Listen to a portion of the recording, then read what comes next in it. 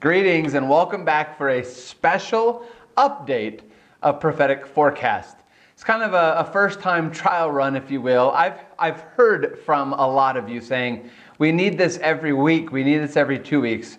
Well, I don't have the time for that. However, I just feel like we have to do it at least in March because here it is, March 11th as I'm recording, and it's already full. I mean, my list of things in the first 11 days of March is almost 20 things long. It's just been pretty incredible. So something really important happened already, so I thought I'd get some of these things to you with a special focus on that really important one, which you already know because the last 2 episodes I've told you to be prepared to pay attention to the Pope's visit to Iraq. So I want to give you a special update on that. But I want to do a few other things as well. I want to jump back into that same topic we've been discussing all along with it, which is news in the sky. We've been noticing, that ever since 2015 rolled around, especially in the last year of 2020, more and more things are happening in the sky that are getting people's eyes to look up. We believe that this, and we're going to read this here in a bit from Luke 21, that there will be signs in the heavens, signs in the skies that are turning our hearts to God. At the same time, we believe that Satan is preparing a counterfeit, and he's bringing our eyes to the sky for this angel of light, this being that's going to bring us salvation and help and grace, we think, but it's going to give its glory to the Antichrist and not to the real Christ. It'll pretend it's for Christ, but it won't be. So both of these things are taking place at the same time. And along with the natural scientific signs, and we'll talk about some of those tonight too, we've got mysterious things, UAPs, unidentified aerial phenomena, which is kind of like the modern term for UFO. We've got metallic tubes flying by airliners. We've got flying men, etc. I mean, just constant things pointing our eyes to the sky, preparing our hearts for that angel of light. We've got to stay vigilant, right? We've got to stay active and aware. So I want you to notice, though, a promise. I think we've covered this, but I just want to set the scene why this is so important in case you're starting to forget. I want you to look at 2 Thessalonians chapter 2, verse 3 with me. It says, "Let no one deceive you by any means, for that day will not come." It won't come unless the falling away comes first. The second coming of Jesus won't happen until the falling away comes first. And the man of sin is revealed, the son of perdition. So we learn here, Antichrist, then Christ. Now, some of you may not be Adventists. Some of you may believe in a pre-tribulation rapture. And I realize that group believes that this falling away actually means the rapture. I don't know how falling away equals rapture, being caught up. But I've heard the reasons. I've watched Jack Hibbs and many others. I've heard the reasons why they believe that this falling away is the rapture, that before the second coming, the great glorious appearing, there's a rapture. But I've looked into the reasons, and I really want to encourage you to look into the reasons that Jack Hibbs and many other pre-tribulation preachers say that this falling away is the rapture. They're not right, not even partly right. I wish I had more time right now. I've written a sermon actually all about it. But at least right now, it's not the time or place where we look at all the reasons why they claim this falling away is the rapture. There's literally zero reason, not in the Greek, not in the context, not in the use of the phrase through Scripture. There is zero reason at all to believe that the falling away is a good thing, that the falling away represents the secret rapture of Christian believers. There's not a single reason. I've heard the things. It's interesting. You can go on any sermon from any place, different denominations even, who believe in a pre-tribulation rapture, and they're all saying the exact same thing, almost word for word. It's almost as if somebody decades ago taught it, and then everyone else is just regurgitating it. Word for word, the same reasons why the following way is the rapture. But when you check into their reasons, when you actually do the homework yourself, none of those things are true, not even slightly true. Maybe I'll get around to having a moment to go do that Bible study with you sometime, but at least not today. This phrase, falling away, clearly is representing what it's talking about in the rest of the verse. The man of sin being revealed, the Antichrist appearing, the son of perdition. This falling away means that this power is in the church and it falls away from Christ. It is a rebellion away from Christ. It's not the secret rapture going to Christ. It's a falling away from Christ. So we've been many claim that it's Jesus first at the secret rapture and then Jesus again in the second one, and it's not. It's a falling away from Christ is then followed by the real second coming of Jesus Christ. This is what Satan is prepping the world for. This falling away, this buying into the false Christ that Jesus warned us about in Matthew 24. Look, he's in the desert. Look, he's in the upper rooms. People will be looking and saying, hey, look, Christ is here. Christ is doing things. He's performing miracles. He's helping. No. It's not Christ. It's the false angel of light. So there should be no surprise then with that context, with that idea, that the Bible believer can look at the news and see all these sightings of UAPs, UFOs, all this alien discussion that we've been having now in America so strongly through 2020. It's becoming more and more common because people are being prepared more and more to accept it when it takes place. It won't really be a life from another planet. It will be Satan in disguise of Jesus. There's a stronger and stronger belief, though, in our world that someone is coming from the sky to fix our problems. And yes, friends, there is someone coming from the sky to fix our problems. The real Jesus is coming, but we're going to meet him in the air, and he's going to take us to where he is when we let the Bible define the Bible. He's not going to come down here and walk the planet and heal the sick here. That's the false angel of light. In fact, a recent study says that reported UFO sightings are up 51% in the last 12 months alone. During this time of COVID, reported UFO sightings are up 51%. That's a lot. We've already known that people believe in aliens and UFOs and all those things. We're not saying belief is up 51%. Sightings are up 51%. The devil is being more and more active in this. Sightings. I didn't say belief. I didn't say, I said sightings are up 51%. Even well-known, again, I've made this point before, it's not the hippie generations, it's not, Eastern religions, it's not people who are putting crystals out. And by the way, total side note here, what's it called? Unacknowledged. This really interesting documentary on Amazon Prime about this whole new religion forming of people believing that in their mind they're communicating with the aliens, that they can make them appear in the sky through meditation and through prayers together in groups.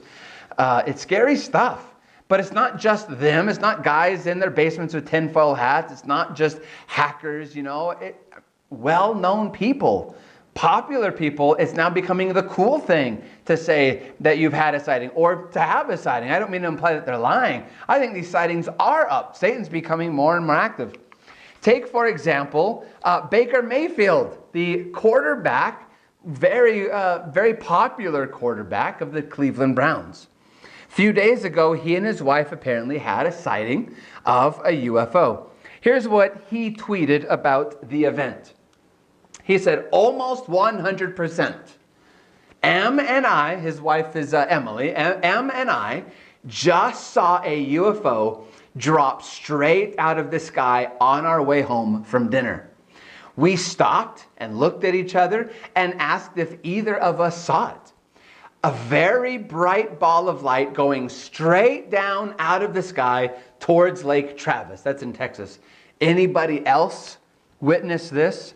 You know, you go back 10 years, you have someone popular say this, I mean, they're going to get blasted in the media. People are going to be laughing at them. Other people tweeting, he must have been drinking, but largely, no. I've read several articles about this sighting, about what people were saying about Baker Mayfield. And I mean, come on, he's even on the Cleveland Browns. I mean, that's a joke in itself, isn't it not? But, people were well respected at what he said. They were like, wow, sightings are up and, this isn't crazy. The world is buying this more and more and more. His wife, Emily, by the way, went into more detail. Here's what she said. She put this on Instagram. She said, I won't lie. I'm typically not someone who buys into the UFO talk. But all I know is I saw something tonight that I have never seen. And I'm a little thrown off. I'll be honest. We're so confused by it. All of a sudden, a light caught our eye on our right side, which is out my passenger window over the lake. It was a big light, and it was going straight from the sky down to the ground. And she finishes, we got home, and we're just extremely confused. We're not massive believers in this. We're not naysayers, but we've never seen it for our own eyes, so we're just a little confused. I certainly am not going to make light of what they saw. I'm not going to mock them for what they saw. I have no reason to believe that they saw what they're saying they saw. Maybe they're lying, certainly, but sightings are up 51%. The devil's getting more and more active, but I want you to catch it. They're really confused. Why? Because their senses, their eyesight, their senses saw something they can't explain. But as is typical in American culture, we're not turning to Scripture, we're turning to the public. Tell me what I've seen. I'm really confused. That's why people are going public. They're reporting their sightings. Fill me in. What am I thinking? What am I seeing? We're looking for human wisdom to fill in the blanks.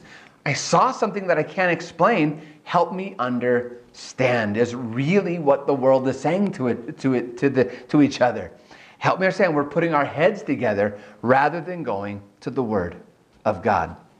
And that's just one of many stories already this year, but already in this month, the first 11 days of unexplainable events in the sky. But sightings of UFOs are not the only things being seen more and more in the sky. In fact, also in the last 12 months, so while UFO sightings have gone up 51%, asteroid sightings have really risen a lot too in the last 12 months. 108 asteroids have been viewed by astronomers, not just in space, but whizzing by the planet. This is more than typical. That's why a lot of these are just being discovered. We haven't had so many whiz so closely next to the planet before. And here in the last 12 months, we've had 108 come, relatively close. And remember, we're talking about space. Relatively close is still pretty far away, but close enough that astronomers are watching them as they go by. Most recent was on March 5th when the asteroid Apophis, I probably said that wrong, Apophis passed by really closely on what did I say, March 5th. Now, Apophis was purposefully named after the Egyptian god Apophis, who is a wicked serpent god who is known as being the god of chaos. This asteroid was named after the god of chaos, the serpent god. I mean, we know that this is just the Egyptian story of Satan, right? It's named after Satan because not only did it pass closely on March 5th, However, astronomers have been able to project that this one was going to continue to come closer and closer to the Earth. When it passes back next time, on April 13th, by the way, April 13th of 2029, it will likely, they still have, 8 more years here to see, readjust their projections, but it will likely pass close enough by that it could actually hit high orbit satellites. So, it's still not super close to the Earth, and it's not projected to hit the Earth, but to hit high orbit satellites is pretty close as well. And that's April 13th of 2029. About 7 years later, it'll pass by again, and this time it could cause even more chaos. It'll be even closer. And in fact, they say there's some minute projections that it could actually hit the Earth at that time as well. They're not saying panic, they're not saying worry about it, but that's why, the reason I'm sharing that with you is that's why they're calling it the God of Chaos, because it's getting closer and closer and closer to hitting the Earth. And so they've named it after the God of Chaos, serpent, Apophis. It's the Egyptian story of Satan himself.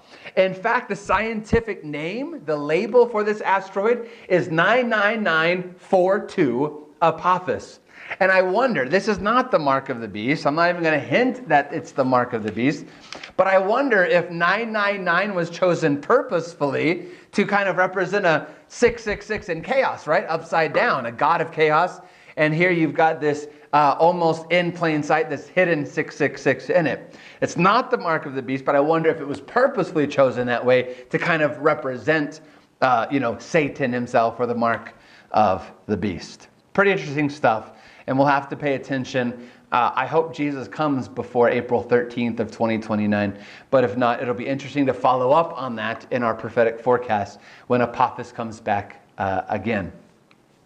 Quickly before we transition, let me point out just some stories that you can read more about in the links below. I don't want to take the time here, but they're pretty cool and important stuff too. But you'll find a link down below about a space hurricane. Yeah, I'm not kidding about this one. I didn't make this one up. It happened in 2011, but as scientists have been reading over the paper, the recordings and things, they're just realizing that this took place in 2011, and they're just coming out with the findings of this. A space hurricane is when electrons from space in our atmosphere rain down upon the planet. This one was in 2011 over the North Pole. And they're still not sure exactly what happened, what caused it, what it means, what it will lead to. Are these going to happen more regularly? But if you thought we were done dealing with stuff, nope, think again. Space hurricanes now are a thing. It's worse than Sharknadoes, right? Hollywood comes up with Sharknado, sharks and tornadoes, but reality now is space hurricanes. There's also a link below to a meteorite that exploded over Vermont a few days ago. It was explosive enough. The power of the explosion was strong enough that people actually thought they were having an earthquake because buildings actually shook. And so it got, good enough sized chunk of space rock came down, exploded, not into the earth, but in our atmosphere. And a few, security videos got a look of it as it exploded in our atmosphere. But it was big enough and close enough that it caused buildings to shake. That's pretty strong. And speaking of earthquakes, we've got a whole string of those in March of 2021 as well. But before we look at the earthquakes in the news, I want to first read from what Jesus himself said in Luke 21. Luke 21:11 says this, "And there will be great earthquakes in various places, and famines, and pestilences, and there will be fearful sights and great signs from the heavens." And that's, why we've been talking about these signs in the heavens lately. We know there's diseases. COVID has controlled the news for a year now. Happy anniversary, by the way, to that, for America at least. And then great earthquakes in various places all over the place. Well, I don't know if you've been paying attention to the news, how many earthquakes we've had already here in March. Iceland, if you haven't caught this is, you may want to sit down for this. In just 10 days, Iceland has had more than 20,000 earthquakes. And again, yeah, you heard me right. In 10 days, over 20,000 earthquakes in Iceland. They're being warned, Icelanders are being warned that this is likely this likely means that a volcano is about to erupt. And Icelanders get pretty used to that. In fact, I read that they call them tourist volcanoes. In other words, the tourists come and take pictures of it and look at it, but the Icelanders are like, yeah, whatever, we've seen that before. It's not interesting to them. But that they're being warned that a major earthquake or major volcano may explode here really soon. At the same time, in New Zealand, we had an 8.1 earthquake off the shores. And it created tsunami warnings. No tsunami was seen, but tsunami warnings as far away as South America. And just for a moment, take a look at a picture of the globe. I mean, South America is pretty far from New Zealand. But there were warnings that far because that was a pretty big earthquake that shook New Zealand, or just off the coast of New Zealand. And then you had a volcano in Indonesia, Mount Sinabung, exploded hot gas and ash today on March 11th. That as I was finishing up this writing, I'd read about this. We continue to see these earthquakes in diverse places, these famines, these pestilences, the great signs in the heavens. More and more we're seeing the words of Jesus come true in Matthew chapter 24 and in Luke 21. Where both gospel writers have written these signs. It's just really clearly happening. We're seeing the signs that something major is about to take place. But what Jesus also said in that famous sermon is that lawlessness will abound and that hearts of many will grow cold. Yeah, it's true that our race is turning away from man's laws, and ignoring man's laws, but I think, it's really clear what Jesus was getting at was there'd be more and more of a turning away from his laws which define love, give us a basis of how to love him and how to love others. As people turn more and more to lawlessness, hearts are growing cold. More and more wickedness is happening here on this planet. More and more hate is being played out in many, many different ways. And one thing I just mentioned a few days ago to you in our first update, our first prophetic forecast for March, was the attacks on Asian Americans. Well, that's not getting even slightly better. Those numbers continue to skyrocket. This just random attacks in various cities across the country, where Asian Americans, typically the elderly, and that just makes it even sicker, are being attacked on the streets. The city of Oakland alone, and this is actually a picture of an attack just recently in New York, but the city of Oakland alone has had 18 random attacks on Asian Americans just in March. Again, I'm recording this on March 11th, and that's from yesterday. So in the first 10 days of March, 18 random attacks, just one town alone. Most recently in Oakland, a 75-year-old man was left brain dead from a punch to his head. Hearts are growing cold. It's not safe out there. The world's becoming more and more wicked and evil. The withdrawing of the Holy Spirit is taking place, and sin is getting louder and louder and more commonplace in our world. While the culture of our nation is attacking the names of foods and toys, we're not attacking the bloody violence of video games and movies and of the music in the music world. I'm always amazed on this school campus how even young students are saying the movies they watched last night or the things they saw, and I'm just like, how? Wow, that's disgusting. How could you watch that? How could a parent allow that? But it's becoming more and more commonplace for scary movies, horror movies, bloody movies, violent movies to be viewed by the young. and it's twisting their minds. Lawlessness is abounding while our nation is distracted. You've got, and listen, both sides are arguing over the names of syrup brands and toys and etc. Right? You've got one side saying, "Oh, you've got to be gender neutral and gender, and this and that, and get rid of this picture and that stereotype." And then this other side's arguing, "No, keep it. I want my syrup named Aunt Jemima, and I want Mr. Potato Head named Mr. Potato Head." And that's not the discussions we should be having. We should be talking about the real things, sin, but we're just distracted.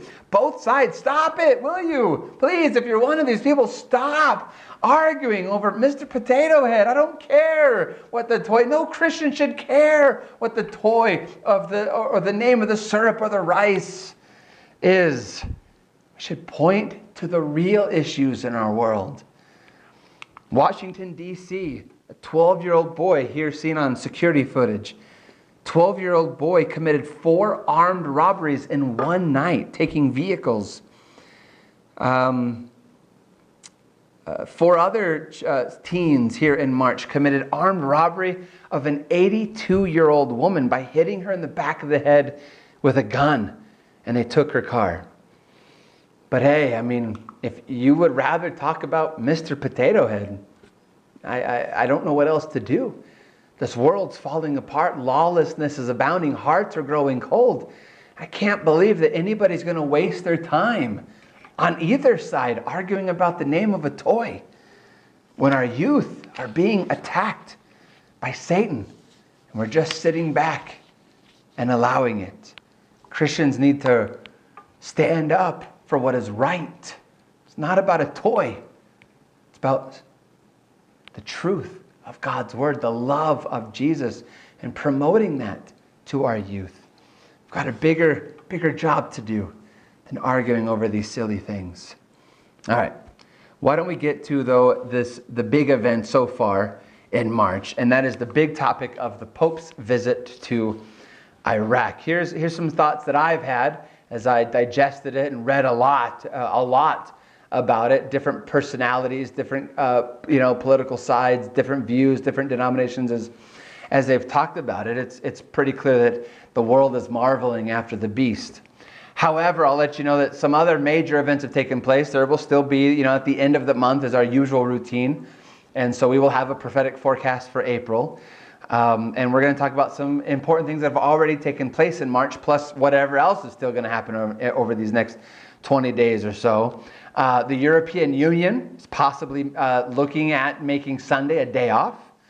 A potential ban on the book The National Sunday Law in New Zealand. And the CDC's zombie apocalypse preparedness plan. It's actually kind of cool because they're using it just to get people to look at preparing for any kind of a disaster, and they're just kind of using zombie apocalypse preparedness to advertise it. It's kind of a cool idea, but there's a reason why that they're looking at using this zombie preparedness plan, or why people are interested in a zombie preparedness plan that is important to prophetic news as well. So we'll look at all those things here in a few weeks, but I want to finish up by just looking at this Pope's visit to Iraq, something we knew that was coming. Now, not only was the visit set in a time where COVID is still dangerous, but obviously it took place in a country beset by violence. It was a dangerous trip for the Pope to make into Iraq. With the radicalism of all the different sides, the persecution, it was a dangerous journey for the Pope, for any Christian to take that mission experience into Iraq. And yet, not a single act of violence took place, no terrorism, no protesting, and I'm not complaining, that's good news, all very obviously good news. But it also shows that the world is marveling. He was met with great fanfare. People were really excited. Of all religions, all Iraqis were so excited to see the Pope come into their nation. In fact, here's what the president of Iraq said about the visit on this topic of danger. He said this, he says, "It's huge. It's huge. I'm not underestimating the challenges facing Iraq." He's talking about the violence in Iraq. "But the visit by the Pope was a remarkable affirmation of the essence of these values of tolerance and coexistence that are deeply rooted in Iraqi society. So, President Salim's coming right out saying, this was huge for us. It was huge that this visit by the Pope united us. It brought us together. It helped us celebrate that we are one people. This is huge prophetic news. One of the places the Pope visited was, I'll move out of the way for you, it was a scene of an attack in a northern town. This is a church that had been destroyed. It was a U.S.-led Iraqi attack on ISIS in 2014. And it actually drove them out of the city. And this is kind of some of the rubble that hasn't been rebuilt. But here at this site, he spoke on fraternity and peace. And, I've been clear about this. I've said this. If anything, I am a little jealous that he's having this ability to preach this message. It's a beautiful message. It's not so much what he's saying. It's how he's saying it gets accomplished. That's the issue. That's Revelation 13. I wish I could go into Iraq and speak to this crowd and, in this place and preach on fraternity and peace and love and kindness and mercy with a focus on the who can accomplish all of that, on Jesus Christ himself. But when we have others, most notably in this story, Pope Francis going in and not stating that it's Christ at the center, but humanity at the center, the created being at the center, it's a twisted, distorted message of the hope that we have in God. It's as we've discussed in great detail, when created beings get the glory, that's the spirit of Antichrist. That's salvation by works. In fact, as he returned home, his first stop was here. It says in the headline here, Pope Francis thanks Our Lady, it's the Virgin Mary, upon return from his Iraq visit. He went straight to a basilica in her honor and thanked her for her protection while he was there. And so again, created being is getting the glory for the work that's being done. That's the issue. It's not what he's saying. I want fraternity. I want peace. I want love. I want all of these things. But I'm saying they can only occur through the truth of God's word, through what Jesus has inspired through his instructions on how to live a life of love, a love defined by his 10 commandments, not man's commandments or man's laws. His language here is exactly what Scripture has warned us about. It's the spirit, the essence, the words, the teachings of Antichrist. But while he was there, the Pope spoke a lot on forgiveness and care and love, and in fact encouraged Christians, the Christians of Iraq to be specific, to forgive Islamic extremists of what they had done to their churches and towns, to forgive the Islamic State, ISIS, but he told us how it can happen, how he believes it can happen, I should say. And here's what, he left a book behind, a book to remember the gathering, to remember his words. And here's what he wrote in this book. And there's an article down in the link, in the links below, that will tell you more about this and confirm where I got this from. But here's what he wrote.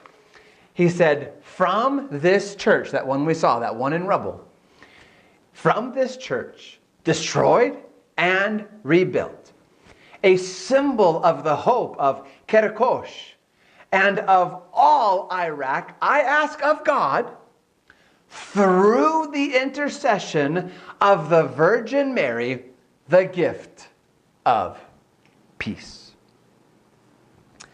Through the intercession of Mary. He's asking of God. It's a form of godliness. But he's not asking through the intercession of Christ, our intercessor, our mediator. But Mary has been made the substitute Christ in the formula of what he's teaching. Now, in the past, we've spoken in great detail about how Islam is ready to accept the worship of Mary and the whole bit. We've talked about that, so I won't spend too much time or any time now on that, other than reminding you of that. But he can go into an Islamic world, any of these nations, and preach the worship of Mary, or the veneration, which is the word they use, the veneration of Mary as our intercessor, and the Muslim world is ready to accept the veneration of Mary. This is the spirit of Antichrist.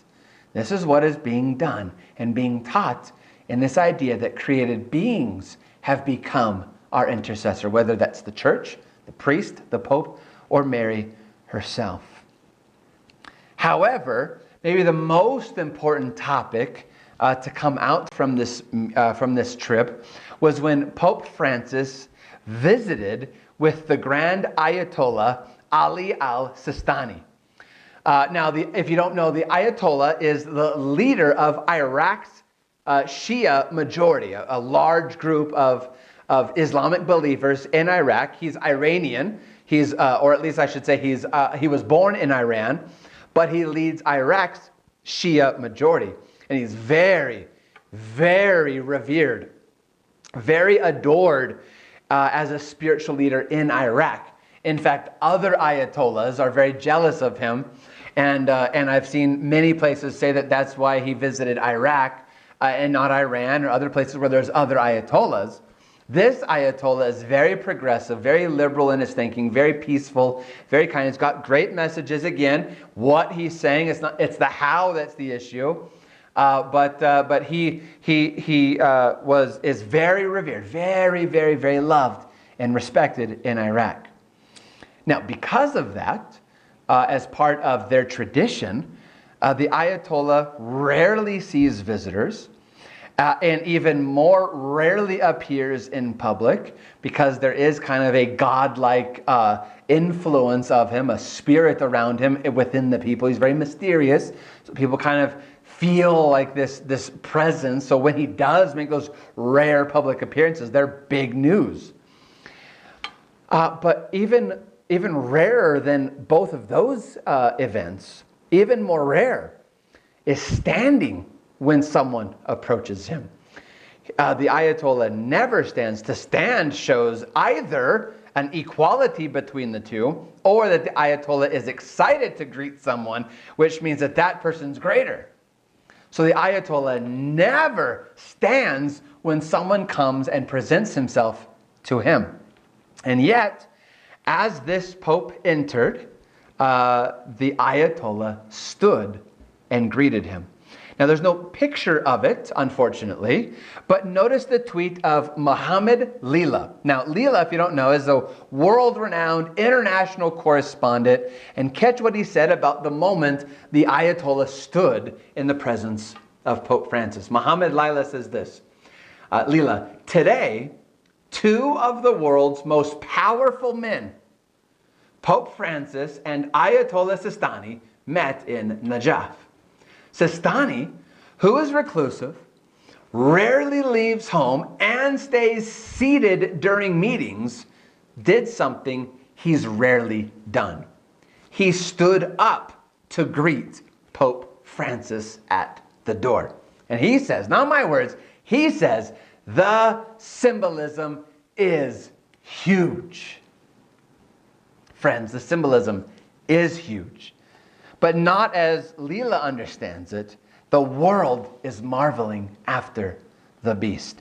The wound is quickly healing. And we're told, in fact, I just had a Bible study about this a few days ago. We're told that when the wound heals, then the second beast will raise the power and call fire down from heaven. That false revival, that false reformation, that false angel of light. It's going to happen in that order. The beast's wound is healing very, very quickly. And if you don't know what I'm talking about, I know I've said this before for those of you who watch repeatedly, in the links below is a wonderful, wonderful Bible study called National Treasure. It will go all over that in great detail. And if you haven't seen National Treasure, please make the time to watch National Treasure. Now, I want to point out one more thing as we get ready to close. I read a lot of perspectives on the Pope's visit to Iraq, and I really mean that. I read a lot. Not only was there wonder and amazement at his visit and what he was doing, but another strong theme was very clear. It didn't really matter if the report was politically conservative or more progressive. It didn't matter if it was a secular scholar or a religious scholar. It didn't matter if it was an American perspective, a foreign correspondent or American correspondent. Every article, every interview, everyone said the same thing. Everyone came to this blame of why Iraq was falling apart and why it's so important that the Pope was fixing it. Everyone blamed the same event. The failed invasion of Iraq in 2003. Every side blamed the United States for the destruction in Iraq and praised the work of Pope Francis to fix what the United States had done. You know, our failed invasion in 2003 not only didn't find weapons of mass destruction. By the way, an interesting, I'm certainly not promoting or condone, what's the word I'm looking for? Yeah, promoting Saddam Hussein or defending him in any way.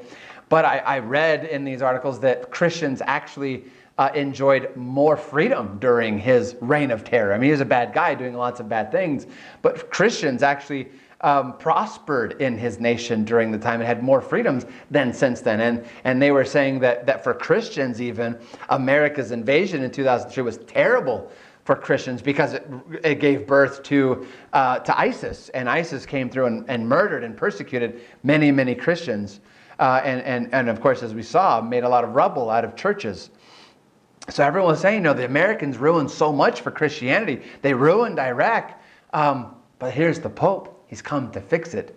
He's going to fix it. He's going to, oversee the work to reconstruct what America has deconstructed.